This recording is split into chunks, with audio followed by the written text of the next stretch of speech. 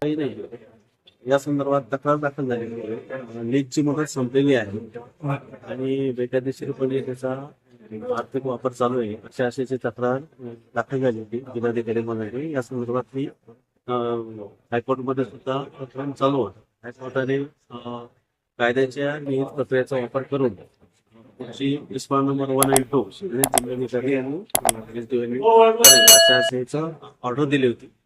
त्या ऑर्डरला सुद्धा 1 वर्षाचा कालावधी झालेला होता. कंटेंट ऑफ कोर्टच्या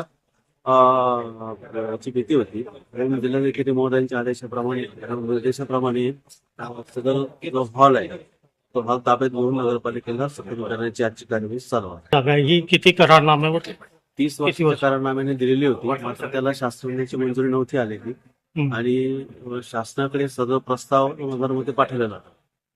त्यात शासनाची मंजुरी नाही, त्यावरती लीजची प्रक्रिया पूर्ण झालेली नाहीये. त्यामुळे आपोआपच ही जागा आहे ती नगरपालिकेची आहे हे सिद्ध झालेलं होतं. त्यामुळे नगरपालिकेच्या वतीने पाठवून केल्यामुळे मी आता ही जागा नगरपालिकेला ताब्यात घेऊन देणार आहे. कराराला किंवा लीजवर देण्याच्या प्रस्तावाला शासनाची मंजुरीच नाहीये, त्यामुळे बाकीच्या गोष्टी ह्या घडल्या होत्या. ही 22 गुंठे जागा आहे. मग ही जी करारनामा करण्यात आला होता तो कोणत्या काळामध्ये केलं होतं? हा साधारणतः 2000 मध्ये झालेला करार होता, म्हणजे प्रस्ताव पाठवण्यात आला होता.